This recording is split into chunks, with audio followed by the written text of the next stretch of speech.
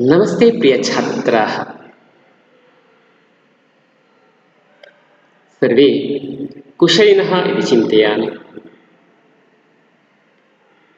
पश्यन्तु, यदा वयं संस्कृतसाहित्यं चिन्तयामः तत्र वेदाः, पुराणाः, उपनिषदः एतत् सर्वम् आगच्छन्ति।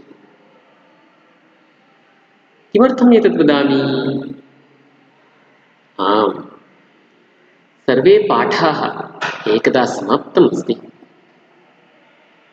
तत्र पुनः एकवारं वयम् अस्य पाठस्य पुनरावर्तनं कुर्मः। प्रथमपाठं पुनः एकवारं पश्यामः। कः प्रथमपाठः? प्रथमपाठः अस्ति अस्माकं पुराणभारतं। पश्यतु, विविधपुराणेभ्यः सङ्गृहीतः श्लोकाः अत्र सन्ति। There are so many Puranas are there. तत्र बहु प्रसिद्धम् 18 पुराणानि 18 पुराणानि देवदत्तं अस्ति। भारतीयसाहित्ये 18 पुराणानि प्रसिद्धानि। Those 18 are very famous. So many are there. तेषु पुराणेषु कर्म, ज्ञानं, भक्तिं, तत्त्वं च इत्यादयः बहवो विषयाः प्रस्तुताः. That Purana can able to observe the karma, what we have to do, what we should not do. Jnana, knowledge we get. Bhakti, what is that devotion and all we can get. Tattva, philosophy we can get. Yes? So many topics explained in that. तथा पुराणभारतं विशेषतः वर्णितं. From there, yes, पुराणभारतम् is related to India, भारतदेश. तत् विशेषरीत्या वर्णितं, specially they explain. प्रस्तुतपद्यभागः ब्रह्माण्डवराह मार्कण्डेय पद्मनारदीय विष्णुधर्मोत्तर ब्रह्मपुराणेभ्यः सङ्गृहीतः. This lesson, yes, we can observe that so many shlokas are there.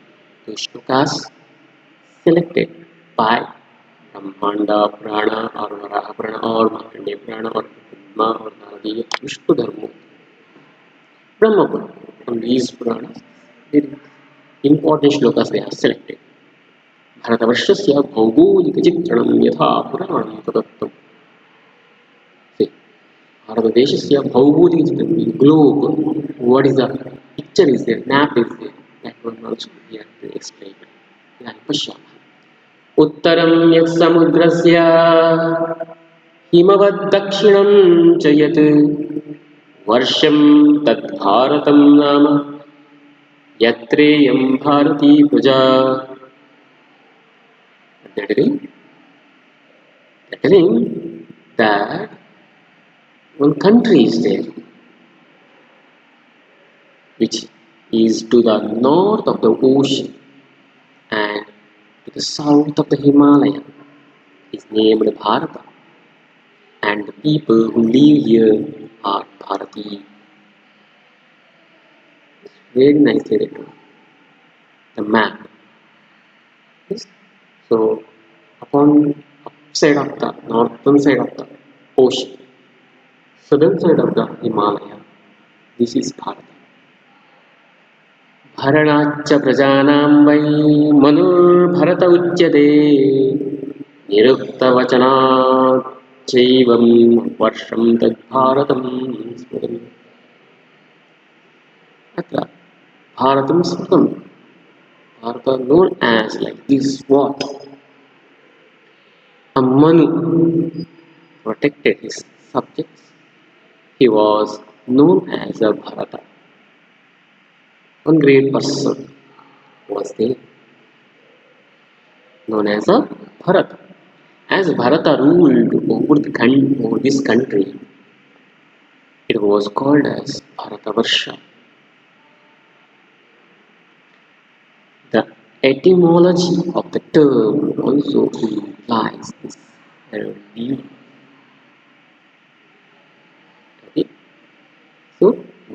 भरणाच्च प्रजानां वै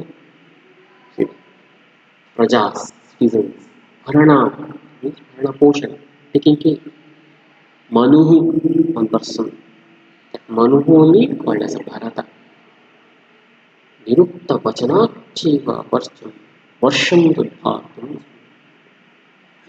Yes, in the Nirukta there is one Grantha. Here also they mentioned this Bharata Varsha. Yes, we go next.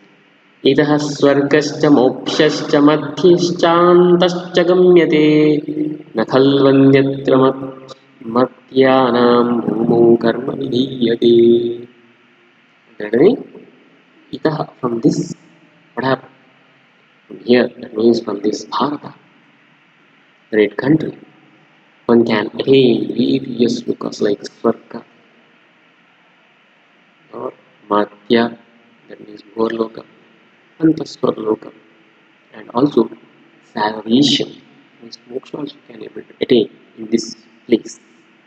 That much holy place it is. In no other country is karma theory taught to people.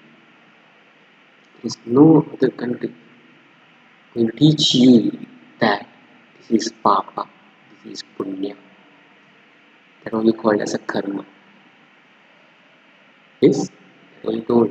Nakhalva anyatra, another place not there. Only this India. भारतस्यास्य वर्षस्य नवभेदान्निबोधत समुद्रान्तरिता ज्ञेयास्ते त्वगाम्या परस्परम्. Bharatasya Varshasya. We learn that in this country of Bharata or Bharata there are 9 divisions. Bharatasya Asya Varshasya Navabhedam Nibodhata. Since they are separated by the ocean, they are not connected to each other.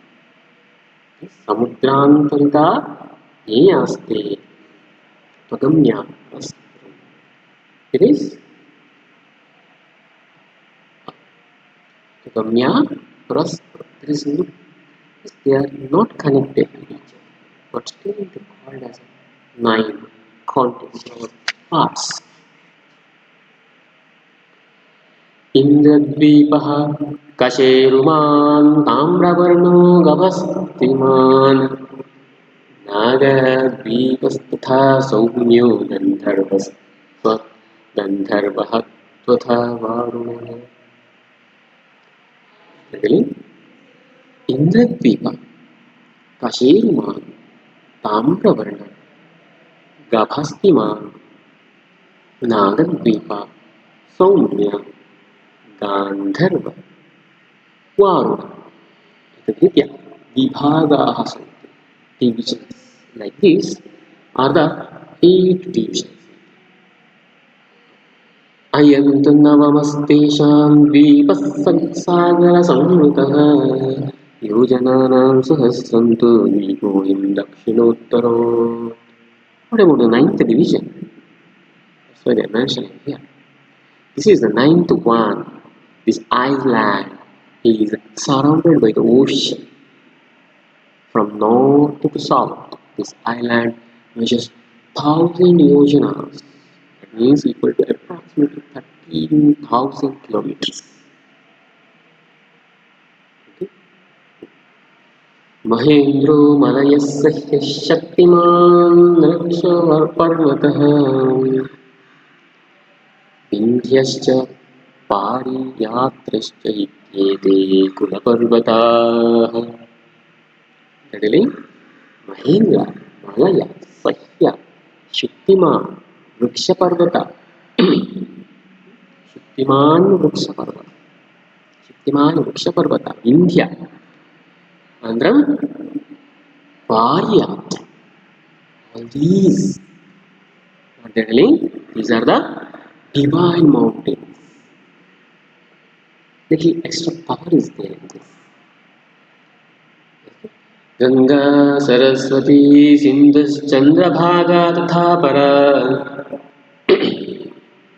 Yamuna शशतद्रुश्च वितस्तेरावती कूकुः. Thirdly, Ganga, Saraswati, Sindhu, Chandrabhaga, and Yamuna, and Shatadrutu, Vitasta, Mantram, Airavati, Vitasteravati, Kuhu are important rivers. These are the important rivers. विश्वस्य मातरः सर्व सर्वाश्चैव महाफलाः तथा नद्यस्वप्रकाशाः शतशोथसहस्रशः. Particularly, सर्वाः विश्वस्य मातरः, these hundreds and thousands of rivers are the mothers of this universe. They are greatly useful rivers and many of them are self-illuminatory. Yes, that much powerful rivers. तास्तु नद्यः सरस्वत्यः सर्वः गङ्गासमुद्रगः विश्वस्य मातरः सर्वाः जगत्पापहराः. These rivers have tributaries. They are as pure as Ganga. Yes, Tastu Nadya Saraswati Sarva Ganga Samudraga. That much pure. They all flow towards the ocean. They are the very mother of this universe. They are said to ward off the sins of people. Jagat Papa Haraha Sutaha. This universe Papa is going to destroy by these rivers.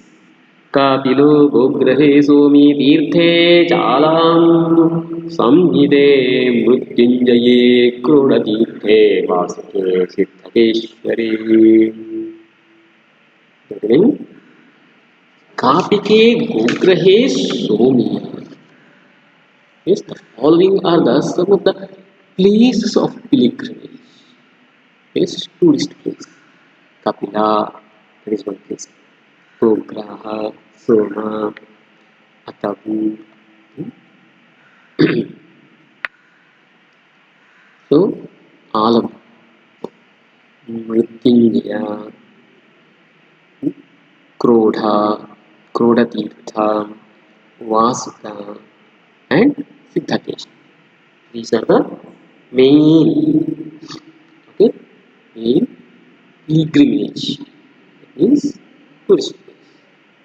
पाण्ड्याश्च केरलाश्चैव चोलाकुल्यास्तथैव च सेतुका मूषिकाश्चैव क्षपणा वनवासिका. पाण्ड्या, केरला, चोला, कुल्या, सेतुका, मूषिका, क्षपणा. The various tribes are there in those days. Okay, Vanavasika, no? Tribal people. Okay.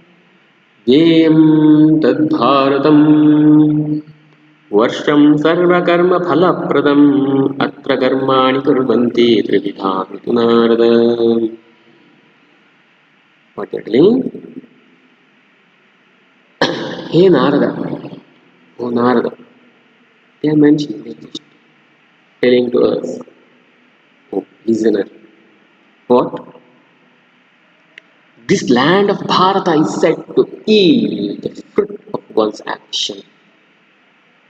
See, yield, you understand. Neha. Okay. What did it mean? Niyam tad Bharatam varsham sarva karma phalapradam. All karma, all works, all are going to come. Phalapradam.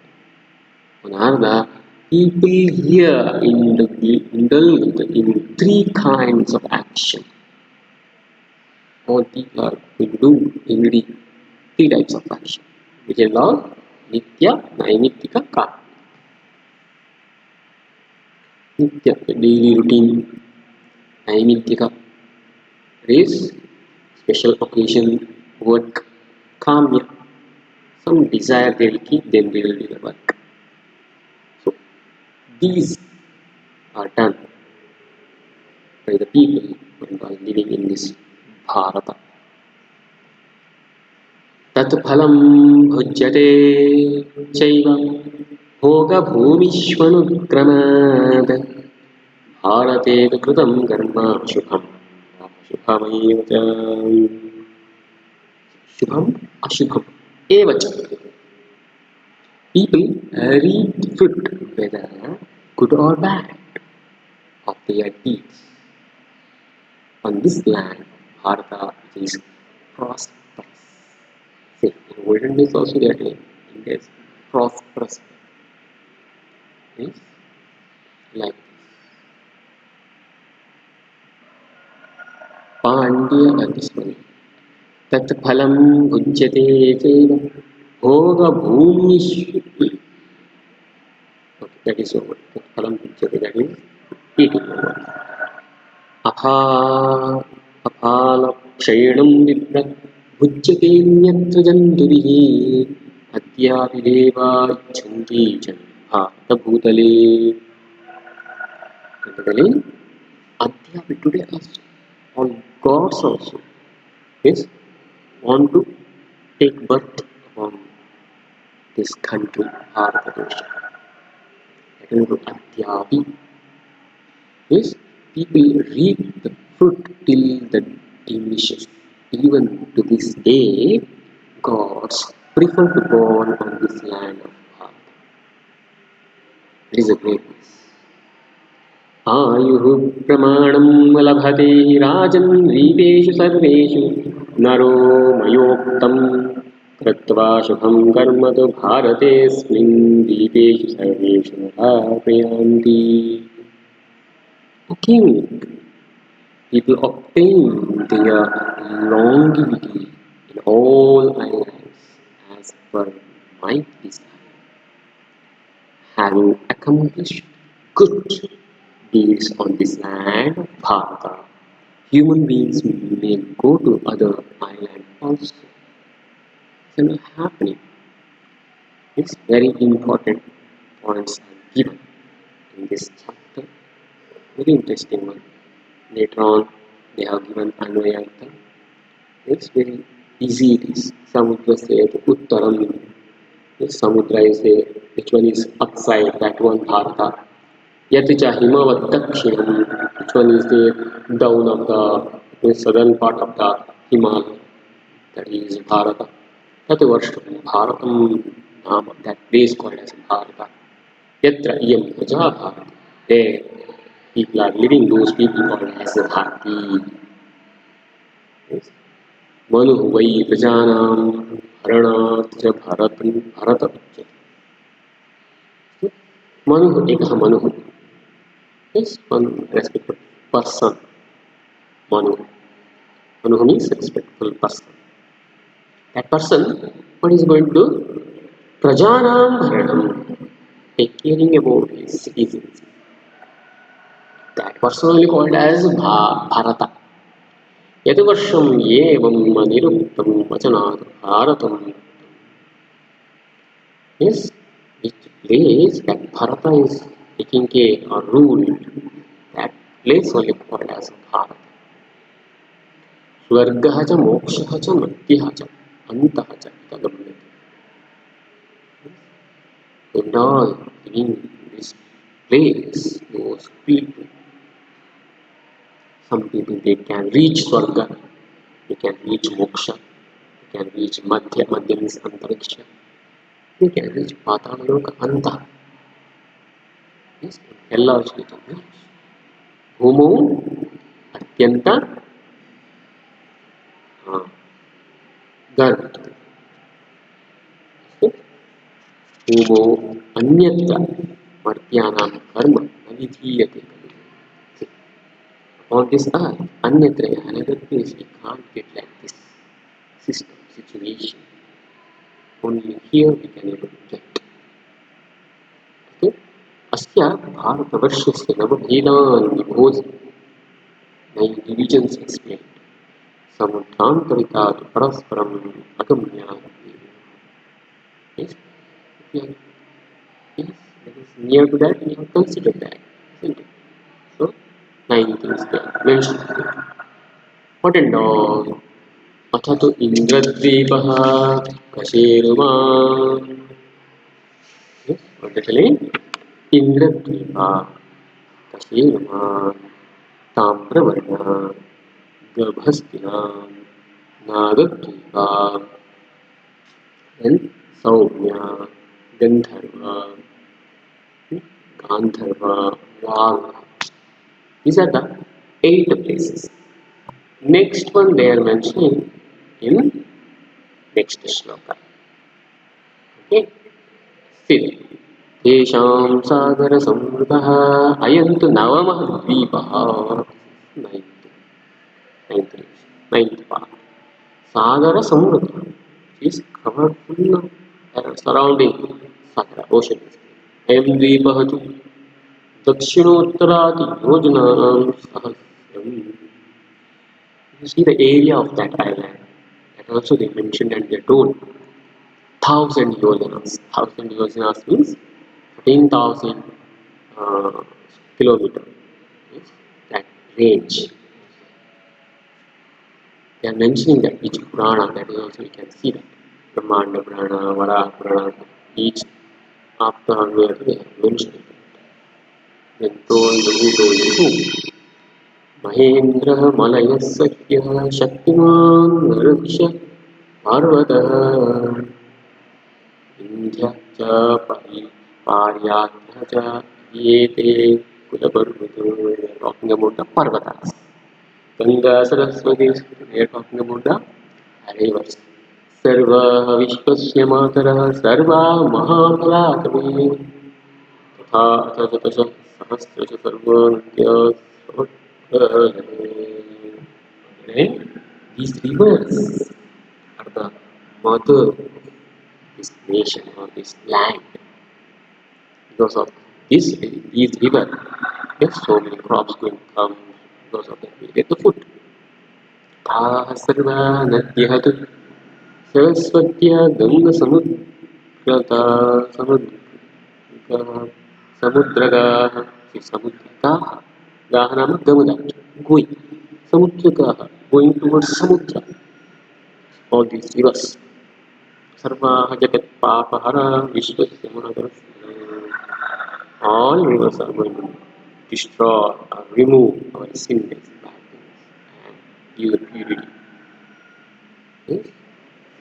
That is all rivers located in Ganga. Right?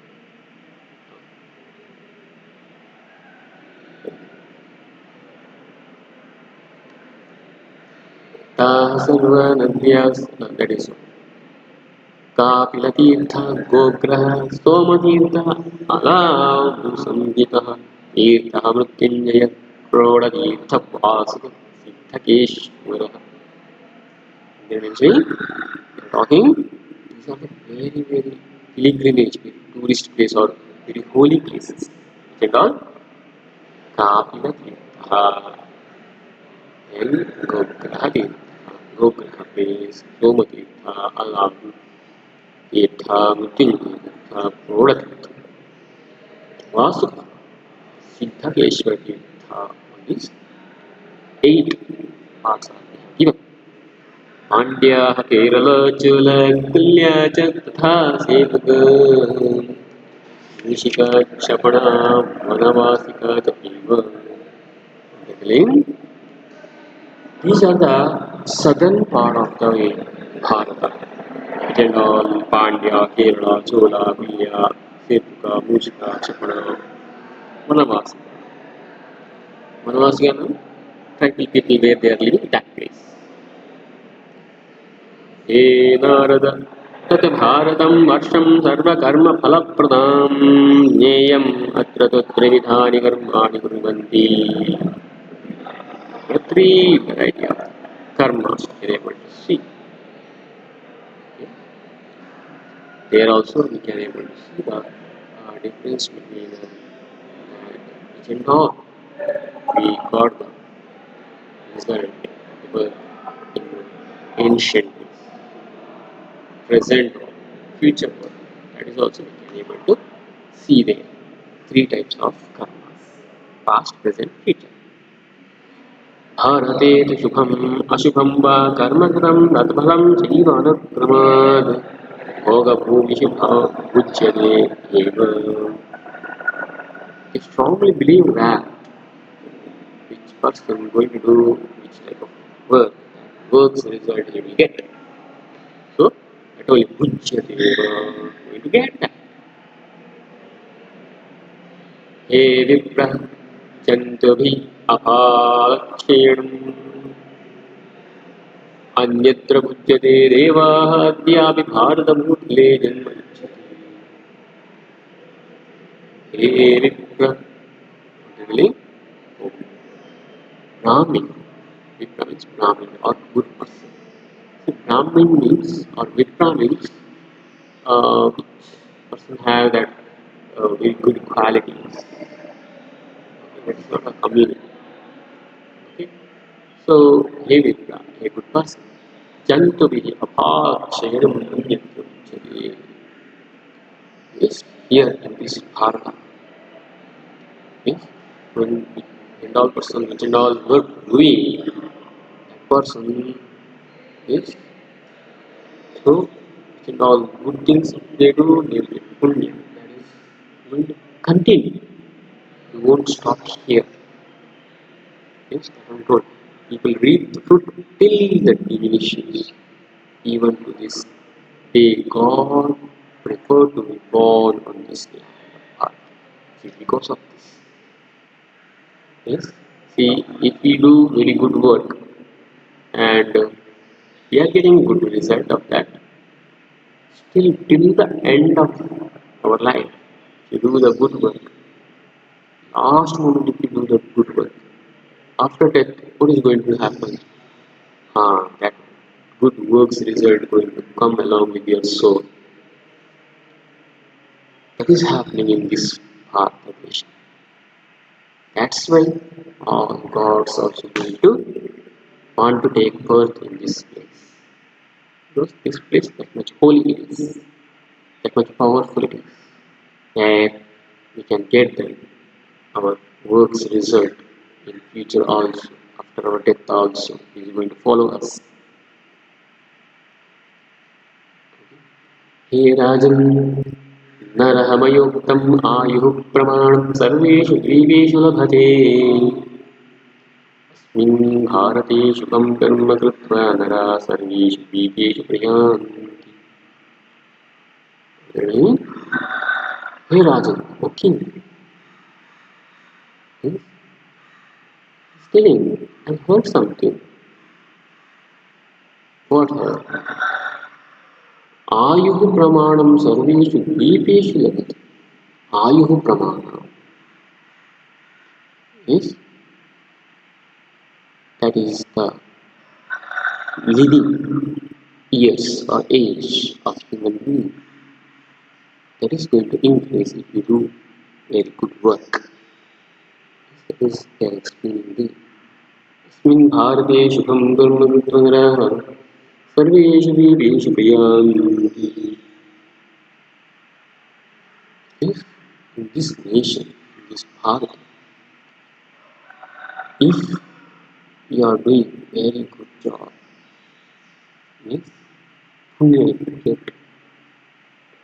you will get in different place. Yes, you are going to get the rebirth in other place. That means you are moving around this nine divisions already beginning. We told about. We explained that. Isn't it? Only they are mentioning here. Okay. So all these things you have to remember. Yes. Later after this, we have given the Shabdarthas. Read that. After that, we are able to get the exercise, see the exercise properly. Once we solve that exercise, already we solved once beginning at the beginning. Once again we'll see those exercise, once again we'll recall, we'll read those question and answer. Very important thing is, so many, some students already reached the hostel student skill. They are asking that what's the meaning of the question. So the first question is Kaha Bharatah iti uchyate. Means who called as a Bharata. Next question. भारतवर्षे कति कुलपर्वताः सन्ति? This India, how many parvatas, mountains are there? विश्वस्य मातरः काः? In this universe, which is actually mother, mothers बहुवचन. अद्यापि देवाः कुत्र जन्मिच्छन्ति? Today also gods where they do take birth. Next, भारतवर्षम् इति किमर्थं कथ्यते? Why this land is called as a Bharatvarsha? भारतवर्षस्य प्रसिद्धपञ्चनदीनां नामानि. Nations by very famous river name you are right. पञ्चद्वीपानां नामानि. 5 islands name you are right. पुराणभारते उल्लिखितानि तीर्थक्षेत्राणि कानि? In Purana Bharata lesson, mentioned of Tirthakshetra, very pilgrimage, very holy place, very tourist place. 5 places we have right. Then Manjushayam Padam Riktasthanani, fill in the blanks. Uttaram is Samudrasya dash Dakshinam Chayati. Means upside of ocean. Upside of what? Because Svargastha dash Madhyastham to communicate. And this place can reach Sarga or Manthana. So what is that meaning? Dweepeshu Serveshu dash Prayanti. All the people, all islands. What we can do? Can move. Okay. यक्षपाठनाम उल्लिख्य यो इत्युक्ता संख्यकानां श्लोकानाम् अनुवाद कन्नडतो आङ्ग्लभाषायां. Now translation. Shloka will be the shloka number they have given. 4 shloka number. You have to see shloka number and you have to write the translation or summary of that particular shloka. Dashavakya 10 sentences you have to answer. Puraneshu Bharatam Katham Varnitam. In Purana, how they describe India. So like this, I told the meaning of the question also. Now you have to see the reader properly, answer all the questions which is there in the exercise. Okay? धन्यवादः.